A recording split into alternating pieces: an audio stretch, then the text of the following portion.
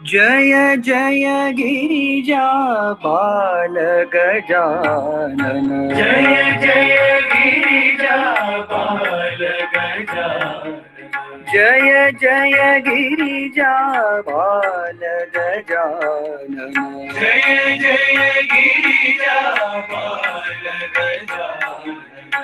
हे शिव शंकर पार्वती नंदना, शिव शंकर पार्वती नंदना, हे शिव शंकर पार्वती नंदना, शिव शंकर पार्वती नंदना। जय जय गिरिजा बाल गजानन, जय जय गिरिजा बाल गजानन, विघ्न विनाशक विमल गजानन, विघ्न विनाशक विमल गजानन, विघ्न विनाशक विमल गजानन, विघ्न विनाशक विमल गजानन, शरवण सेवित सुमुख गजानन, श्रवण सेवित सुमुख गजानन, शरवण सेवित सुमुख गजानन, श्रवण सेवित सुमुख गजानन। तव पद चरणं शरणं गजानन, तव पद चरणं तव पद चरणं शरणं शरणं गजानन, गजानन, तव पद चरणं शरणं गजानन। जय जय गिरिजा बाल गजानन, जय जय गिरिजा बाल गजानन, हे शिव शंकर पार्वती नंदन, शिव शंकर पार्वती नंदन, जय जय गिरिजा बाल गजानन, जय जय गिरिजा बाल गजानन, विघ्न विनाशक विमल गजानन, विनाशक विमल गजानन, शरवण सेवित सुमुख गजानन, श्रवण सेवित सुमुख गजानन, तव पद चरणं शरणं गजानन, तव पद चरणं तव पद चरणं शरणं गजानन, शरणं गजानन, पद चरणं शरणं गजानन। जय जय गिरिजा बाल गजानन।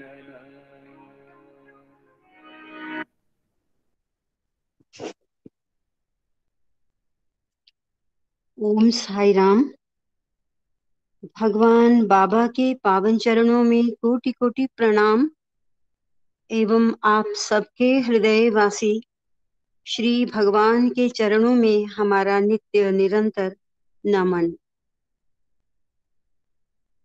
साई राम, हमारा भी साई राम सबको, सब बहनें जो भी आई हैं उपस्थित है यहाँ पे, सबके हृदय में निवास हमारे बाबा, उनको हमारा कोटि कोटि प्रणाम। आज का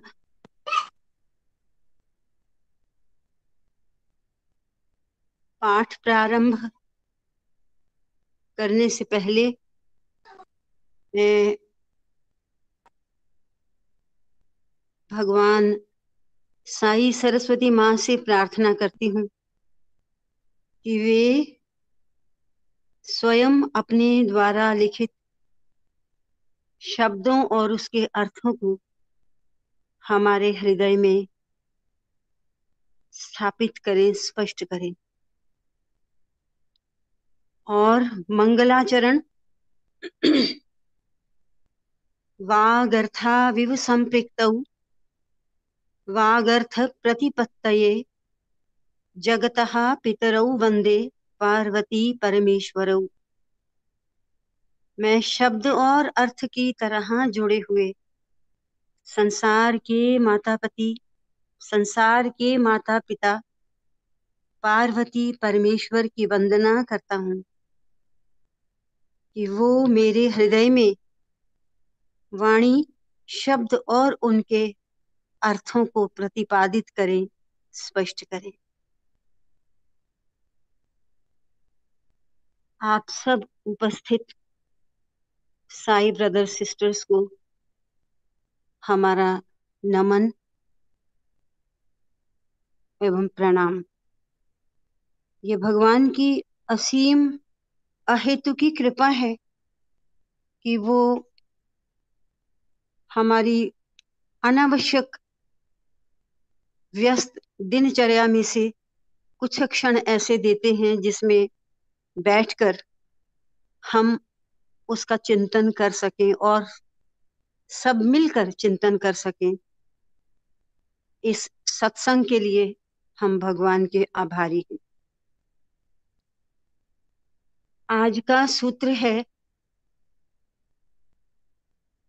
इससे पहले का पाठ बिल्कुल कल स्पष्ट हो गया था।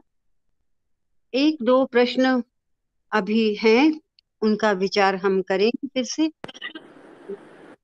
पाठ का प्रारंभ करते हैं। गौणश्चेत न आत्म शब्दात, गौणश्चेत न आत्म शब्दात। आत्म शब्दात शब्द से अभिप्राय है, आत्म शब्द से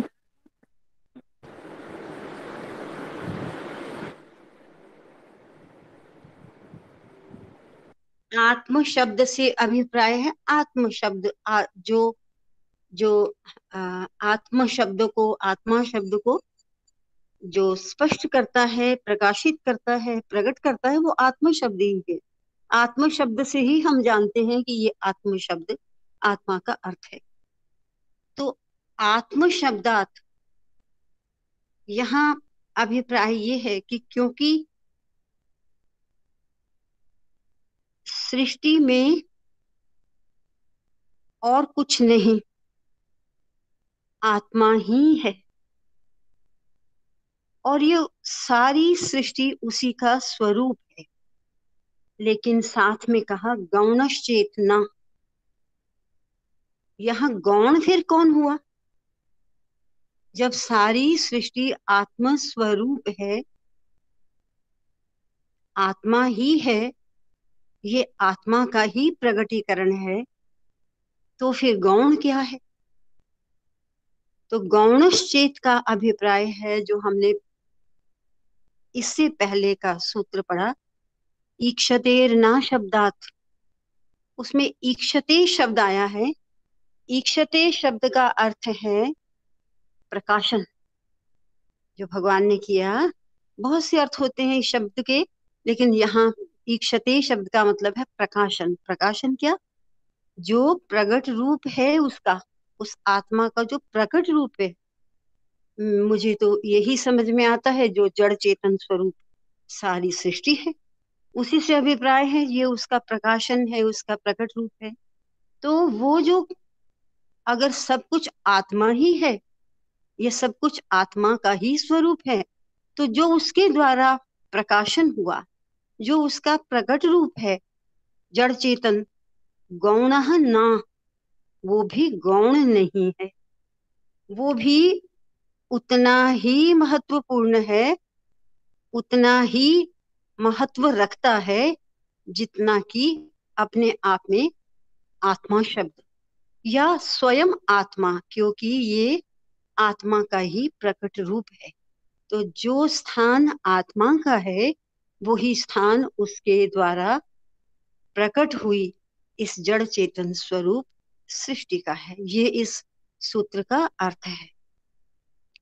तो अब मैं इसको पढ़ती हूँ, भगवान की वाणी को। आत्म शब्दात, क्योंकि आत्म शब्द का प्रयोग होता है, अतः ईक्षते,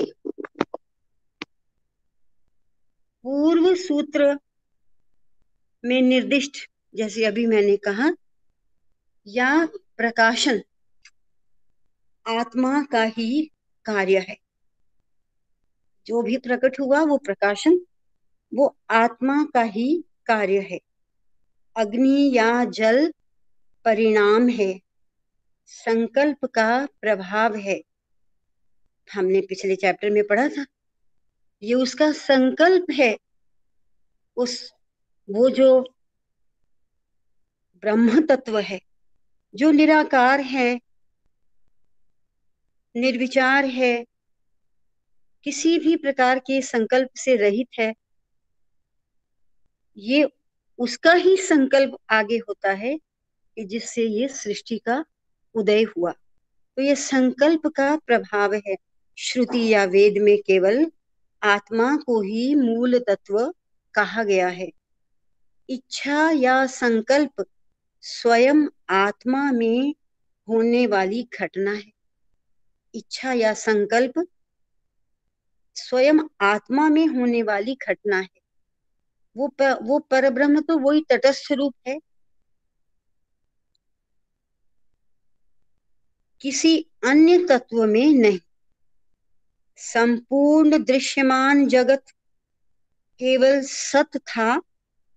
समय की प्रक्रिया में और विराट परिधि में जो भी रूप इसने ग्रहण कर लिया है, वस्तुतः वह सब केवल सत है, अर्थात आत्मा ही है।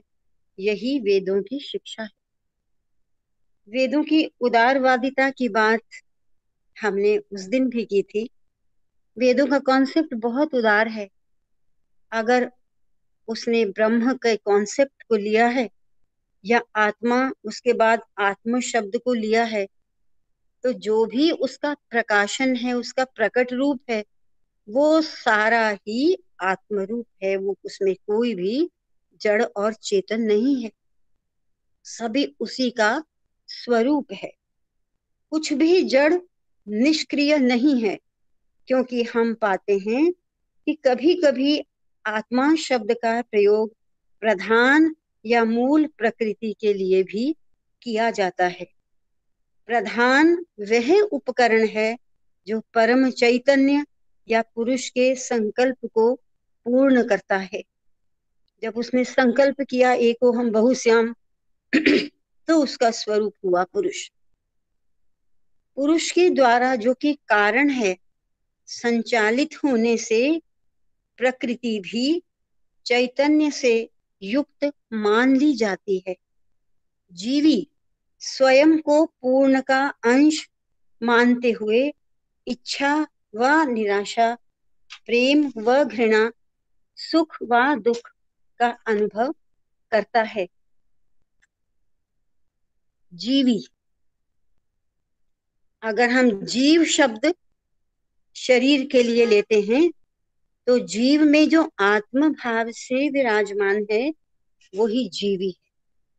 और जीवी स्वयं को, क्योंकि वो शरीर में विराजमान है, इसीलिए वो जो धर्म शरीर से जुड़े हुए, उनको वो अपना सा मान लेता है। तो जीवी स्वयं को पूर्ण का अंश मानते हुए इच्छा व निराशा, प्रेम व घृणा, दुख व सुख का अनुभव करता है। वह नाम व रूप के संसार के प्रति आकर्षित होता है। ऐसे व्यक्ति को बद्ध कहा जाता है।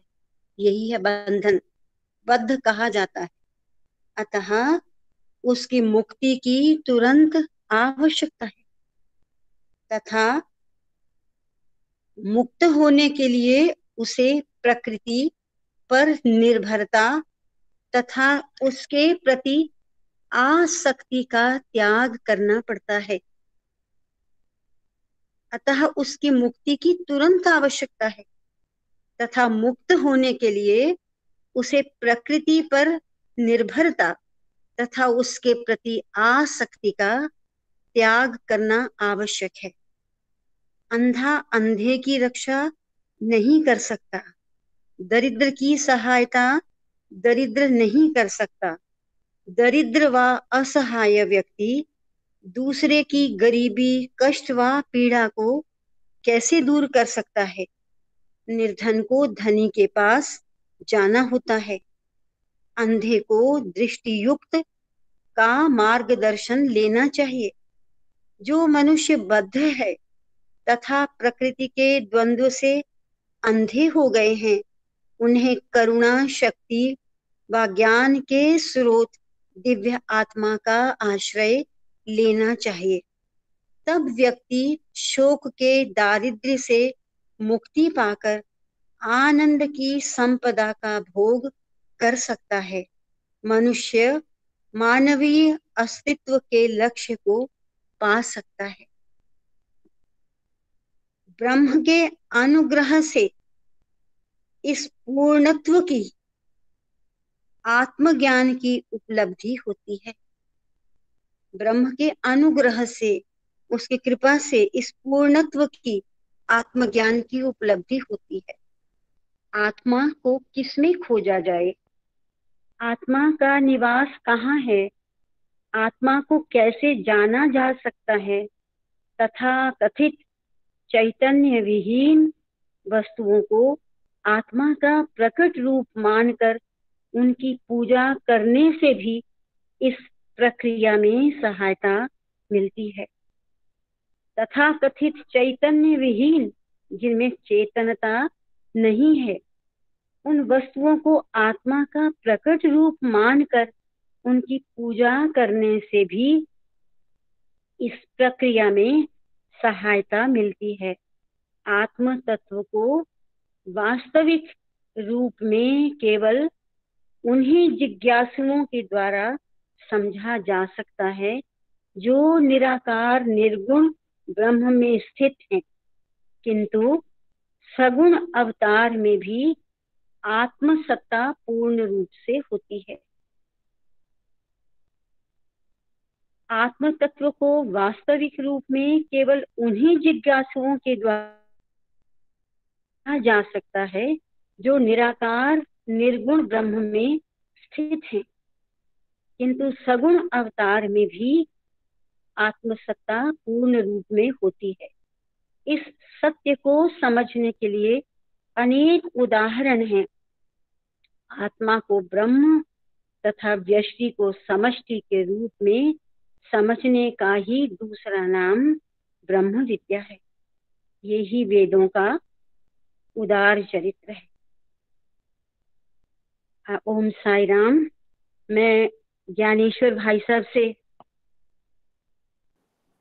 प्रार्थना करती हूँ कि इस गूढ़ विषय को हमारे लिए स्पष्ट करें। ओम साई राम। वो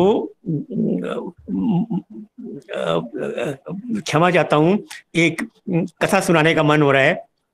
वो संत ने कहा कि चिड़िया के पीछे कौवा लग गया और वो बड़ी परेशान होती हुई अपने घर के अंदर, अपनी जहां छप्पर था उसके अंदर घुसी, जहां उसका घोंसला था, मगर वो इतनी व्याकुल थी कि उसको वो घोंसला अपना नजर नहीं आया और वो बाहर आई व्याकुलता से और कौवे ने पकड़ लिया। तो मेरा ठीक वही हुआ कि बाहर से भागता हुआ कथा की शरण में आया, पर इतना व्याकुल था कि कथा से आके भी वापस कौवे ने पकड़ लिया।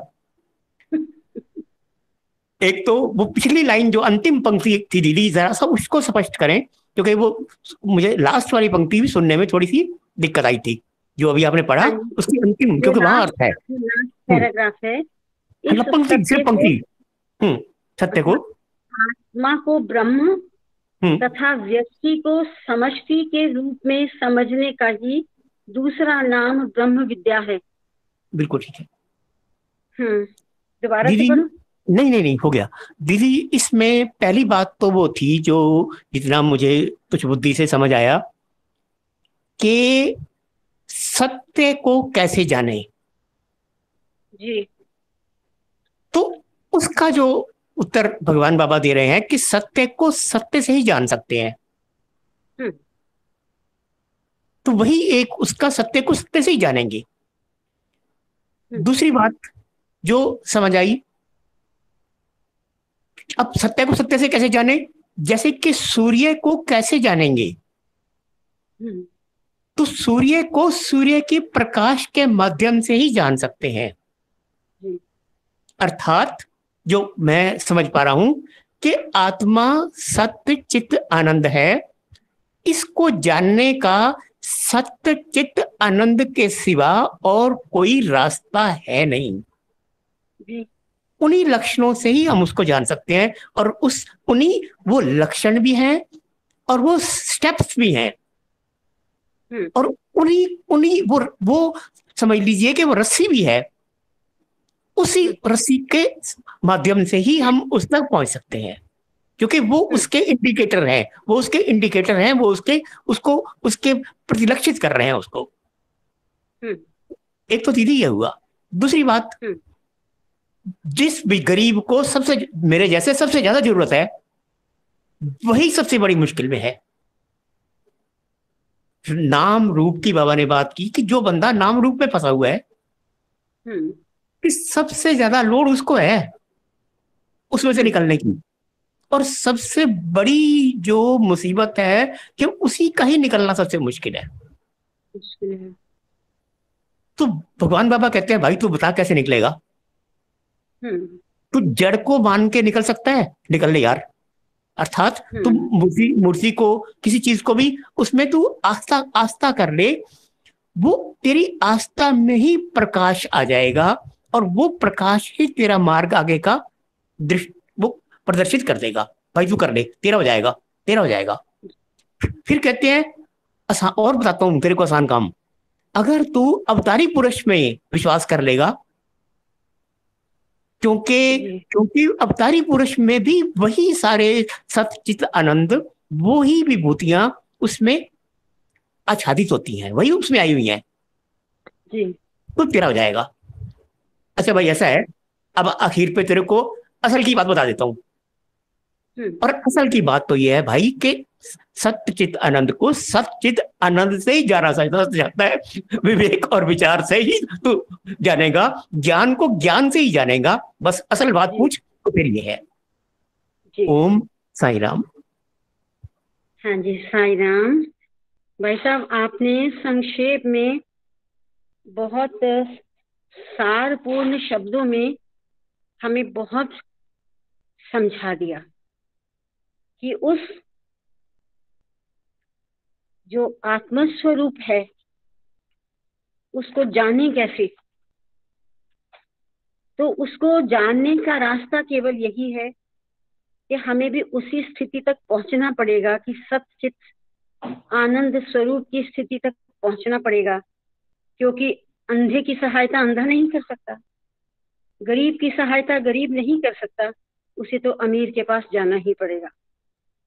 और अंधे को भी किसी आंखों वाले के पास जाना ही पड़ेगा अपना रास्ता देखने के लिए। बिल्कुल आपने बहुत। और अब कमी हमारी है, जहां भगवान ने कहा कि ऐसा व्यक्ति ही बद्ध व्यक्ति, और ऐसे बद्ध व्यक्ति की मुक्ति की भगवान ने कहा तुरंत आवश्यकता है। तो मुझे तो ऐसे लगता है कि मुझे तो अपना लगता है हर एक व्यक्ति बद्ध है, और हर एक व्यक्ति की तुरंत ही आवश्यकता है कि वो ऐसी स्थिति से बाहर आके अपने सच्चित आनंद स्वरूप को पहचाने। और दूसरा, इस सूत्र के संदर्भ में भगवान ने हमें एक और बड़ा सरल सुंदर रास्ता दिया कि तू वहां भी हो सकता है तो अपने आप को पहचान ले कि आत्मा शब्द का प्रयोग हुआ है, लेकिन आत्मा से जो प्रकट हुआ है वो चाहे जड़ है चाहे चेतन है, वो सभी कुछ आत्म भाव से संपन्न है। वो भी चेतन है, चाहे वो जड़ है और चाहे वो चेतन है, लेकिन वो चेतन ही है, क्योंकि वो उस आत्मा की सृष्टि है जो सदैव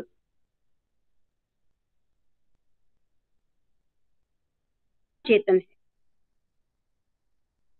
अब उस दिन भी प्रश्न हुआ था डॉक्टर साहब का, डॉक्टर अमर सिंह जी का, कि क्या अचेतन में और फिर इस जो परम पुरुष परमात्मा है उसी में जब संकल्प होता है एको हम बहुश्याम, तो उसके बाद ही इस सृष्टि का उदय होता है, और वो सुसृष्टि में जड़ और चेतन सब है। और आगे थोड़ा सा विचार करें तो जो जड़ की उत्पत्ति भी हुई, चेतन की उत्पत्ति भी हुई, तो चेतन और ये उस ब्रह्म तत्व का संकल्प के अनुसार हुई। ये उसका संकल्प था कि एको हम बहुश्याम, और जिस संकल्प से उत्पत्ति हुई उसको यहाँ पुरुष कहा। खैर, हमें अपने थोड़ा सा अपने ही भाव में रहते हुए ये जो वैचारिक दृष्टि से शब्दावली, उसको हम बाद में विचार कर लेंगे। तो जो ये संकल्प हुआ एको हम बहुश्याम, उसके बाद सारी सृष्टि की उत्पत्ति हुई। वो चाहे जड़ है या चेतन, लेकिन है तो वो उसी की सृष्टि। और अब प्रश्न ये है कि चेतन में तो उसके संकल्प से जो सृष्टि हुई, तो चेतन में तो चेतनता है, लेकिन जड़ में थोड़ी है। लेकिन यहाँ भगवान ने स्वयं ही स्पष्ट कर दिया, हमारे प्रश्न का उत्तर बड़े सुंदर तरीके से दे दिया। कुछ भी जड़ और निष्क्रिय नहीं है ये दूसरे पैराग्राफ में, क्योंकि हम पाते हैं कि कभी कभी आत्मा शब्द का प्रयोग प्रधान या मूल प्रकृति के लिए भी किया जाता है, और प्रधान वह उपकरण है जो परम चैतन्य या पुरुष के संकल्प को पूर्ण करता है। इस प्रकार से आगे हम पढ़ेंगे तो सारा स्पष्ट हो जाता है। मैं इसको थोड़ा सा उदाहरण देकर और आपसे सबसे शेयर करना चाहूंगी कि देखिए, हम तो सब ब्रह्म तत्व के उपासक भी हैं, लेकिन हम सभी सगुण परमात्मा के स्वरूप को मानने वाले हैं। मंदिर में, हमारे घर के मंदिर में जो भी भगवान के स्वरूप हैं, चाहे वो किसी भी प्रकार से बने हुए हैं, पत्थर की मंदिर में पत्थर की मूर्तियां हैं, तो आप बताइए कितना सजीव हम उन मूर्तियों, उन स्वरूपों को जानते हैं। कितना सजीव लगता है जब अपने भगवान के पास दर्शन करने के लिए उनके सानिध्य में जाते हैं, तो कितना सजीव लगता है। ऐसा लगता है कई बार कि वे स्वरूप मेरे से बात कर रहे हैं, मेरे मन के भावों को जान रहे हैं। क्यों लगता है ऐसा? क्योंकि मेरे अंदर जो चेतन भाव है, वो जो सर्वशक्तिमान, सर्वज्ञ, इन गुणों से युक्त है वो, और उसी गुणों को हम उस स्वरूप में, वो पत्थर का है या कोई भी है, उस स्वरूप में अध्यारोपित कर देते हैं। ये जो मेरे सामने स्वरूप है, ये भी सर्वज्ञ है, सर्वशक्तिमान है, ये सब कुछ जानता है मेरे बारे में। तो बताइए, वो भी तो जड़ है, लेकिन उसमें कैसा चेतनता का भाव हमने स्वीकार करके हम उसके आगे नतमस्तक होते हैं। और दूसरी बात, मैं एक और उदाहरण से इसी बात को अपने लिए स्पष्ट करना चाहती हूँ। शायद मैंने इस उदाहरण को पहले भी एक बार आप सबके सामने शेयर किया था, बरसों पहले। द गॉस्पेल ऑफ रामाकृष्ण करके एक बुक है, उसको मैं और राणा अंकल, शायद तो डॉक्टर ज्ञानेश्वर खुराना जी को भी याद होगा, हम पढ़ते थे उसको। तो उसमें छोटे छोटे इंसिडेंट हैं जिनका प्रश्नों का उत्तर ठाकुर स्वामी रामकृष्ण ने दिया। तो एक छोटा सा प्रसंग है कि जब नरेंद्र स्वामी विवेकानंद, उस समय तो वो एक नया युवक था, कॉलेज में पढ़ने वाला, और वो देवा के साथ एक गार्डन में, एक पार्क में बैठे हैं। तो उनसे वो प्रश्न करते हैं नरेंद्र कि ठाकुर, आप मुझे भगवान के दर्शन करवा सकते हो? उन्होंने बोला, हाँ करवा सकता हूँ। और कैसे? मेरे साथ तो वो वैसे ही बातें करता है जैसे मैं तुम्हारे साथ बात कर रहा हूँ। अच्छा अच्छा, तो मुझे बताओ, वो हर पार्क में जो जो भी कुछ है, बेंच, इस बेंच में क्या भगवान है? हाँ है। फिर वो पेड़ की तरफ इशारा करते हैं, वो दीवार की तरफ इशारा करते हैं, जो जो कुछ भी उनको पार्क में कहीं दिखाई देता है वही वो इशारा करते हैं, क्या उसमें भगवान है? तो ठाकुर हर एक बात का जवाब देते, हाँ है ना, सब में है, जैसे तुझ में है वैसे ही उसमें है। तो मैं कई साल तक मैं भी सोचती थी इस प्रश्न का उत्तर ठाकुर ने क्या उत्तर दिया, लेकिन धीरे धीरे स्वतः मुझे उस प्रश्न का उत्तर मिला। और वो उत्तर मुझे बहुत बाद में मिला कि जब मैंने ईशावास्योपनिषद पढ़ा। ईशावास्योपनिषद की पहली ही पंक्ति है ईशावास्यम, क्या है, ईशावास्यम इदम सर्वम यत्किंच जगत्याम जगत। जो इस जगत में जगत है, अर्थात जो इस जगत में जड़ चेतन स्वरूप जगत है, उसमें ईश्वर का निवास है। अब आप ये बताइए, ईश्वर का निवास है मतलब ईश्वर ने ही तो रचना की है उस जड़ चेतन की। तो अगर जड़ में वो है तो चेतन में भी है, चेतन में है तो वो जड़ में भी है, क्योंकि वो सीधा सा कॉन्सेप्ट हमें बहुत वो नहीं वैचारिक दृष्टि से या दार्शनिक दृष्टि से इसका हम व्याख्यान करें, बस इतना समझ में आता है कि जो जिसकी रचना है उसका गुण स्वरूप तो उसमें होगा ही। इसलिए तो भगवान ने हमें बिल्कुल सुंदर तरीके से स्पष्ट कर दिया इस सूत्र के माध्यम से कि कुछ भी जड़ भी निष्क्रिय नहीं है। तो इस प्रकार से हमारे इन सारे सवालों का जो जो थोड़ी सी जिज्ञासा थी वो शांत हुई, और ज्ञानेश्वर भाई साहब ने हमारी जिज्ञासा को शांत किया। और इसके अतिरिक्त इसी पैराग्राफ में कि आत्म तत्व को वास्तविक रूप में केवल उन्हीं जिज्ञासुओं के द्वारा समझा जा सकता है जो निराकार निर्गुण ब्रह्म में स्थित हैं। हाँ, ऐसे जो साधना के स्तर में बहुत आगे पहुंचे हुए हैं, जिनकी साधनाएं सिद्ध हैं, वो निर्गुण ब्रह्म में स्थित हैं, किंतु सगुण अवतार में भी आत्मसत्ता पूर्ण रूप में होती है। सगुण में भी इस सत्य को समझने के लिए अनेक उदाहरण हैं। आत्मा को ब्रह्म तथा व्यष्टि को समष्टि के रूप में समझने का ही दूसरा नाम ब्रह्म विद्या है। व्यष्टि को समष्टि, व्यष्टि का मतलब एक इंडिविजुअल व्यक्ति, एक व्यक्ति में अगर चेतनता है तो समष्टि है, जो समष्टि है उसमें तो चेतनता है ही। वो तो जो समष्टि है वो तो चेतन है, लेकिन जो एक व्यक्ति है उसमें तो अगर चेतनता है तो समष्टि तो अपने आप में ही चेतन स्वरूप है। इस प्रकार से हमें ब्रह्म, भगवान ने कहा कि इसी का दूसरा नाम ब्रह्म विद्या है, ब्रह्म विद्या है। एक सेकंड हाँ दीदी, जी, हाँ जी, एक शब्द को स्पष्ट करने की इच्छा हो रही है, जी, क्योंकि सत्य तो समष्टि है। हाँ जी, जी हाँ, तो व्यक्ति का अर्थ क्या है? व्यक्त होना, जी व्यक्त होना, व्यक्त, बस। तो क्या व्यक्त हुआ? सत्य ही तो व्यक्त हुआ। जी व्यक्ति हाँ, का मतलब व्यक्ति व्यक्त में होना, तो वही व्यक्त बस। है। हाँ जी, वो सत्य व्यक्त हो गया, मतलब जो यूनिवर्सल ट्रूथ था, हाँ, वो कहते हैं ना, कभी ए हकीकत मुंतजर जरा आज लबासे मजाज में, ये व्यक्त होना है। लेकिन वो जो कॉन्शियसनेस इन जनरल थी, वो जी, कॉन्शियसनेस इन पर्टिकुलर बन के एक पॉइंट पे आ गई, तो हमने क्या कहा, अरे कॉन्शियसनेस व्यक्त हो गई, और उसको नाम क्या दे दिया? व्यक्ति। धन्यवाद। भाई साहब, भाई साहब प्लीज एक मिनट। भाई साहब, आपने बड़ा अच्छे तरीके से इसको अभी स्पष्ट किया, और सुंदर तरीके से, कि व्यक्ति का अर्थ व्यक्त ही तो है, और उसमें वही भाव व्यक्त है जो एक यूनिवर्सल है। आप मुझे बताइए, जो भगवान अब अंतिम पंक्ति में एक और संदेश दे रहे हैं कि आत्मा को ब्रह्म तथा व्यष्टि को समष्टि के रूप में समझने का ही दूसरा नाम ब्रह्म विद्या है।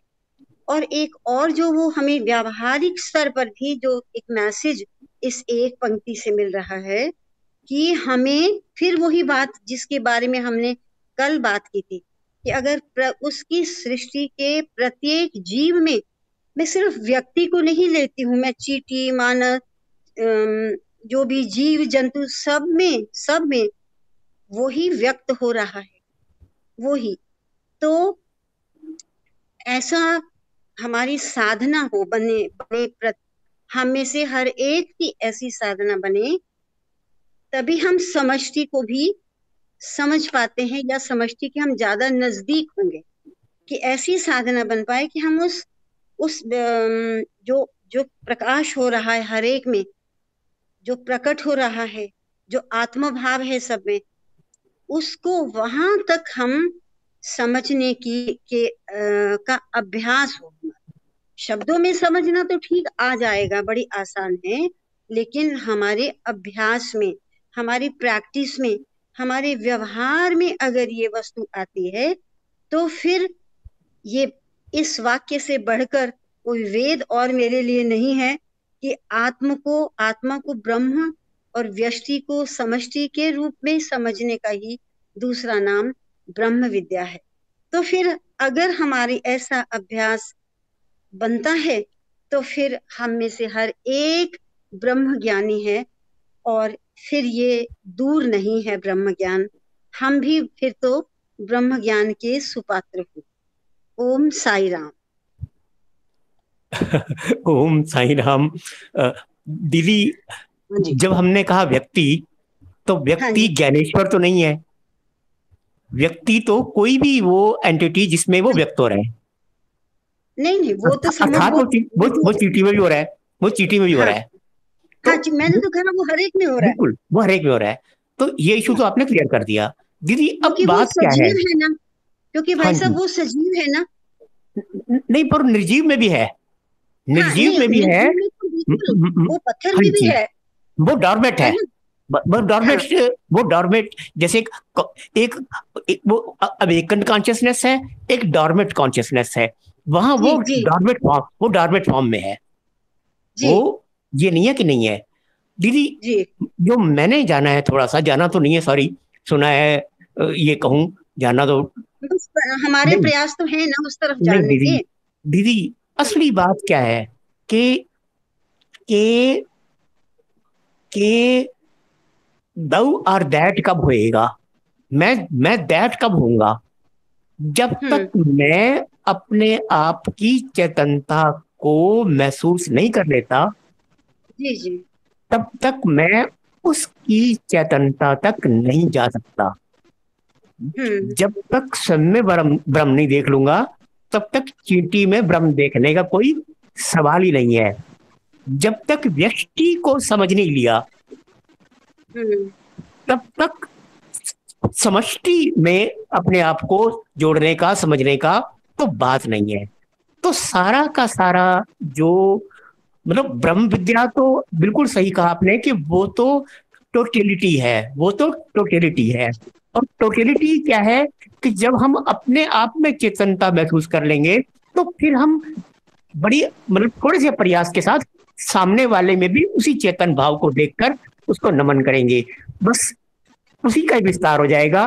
तो फिर वही व्यष्टि और वही समष्टि, और वो फिर वही ब्रह्म विद्या। विद्या का मतलब तो वही हो गया ना, अवेयरनेस। वही it's not information, it is awareness. यानी कि ब्रह्म में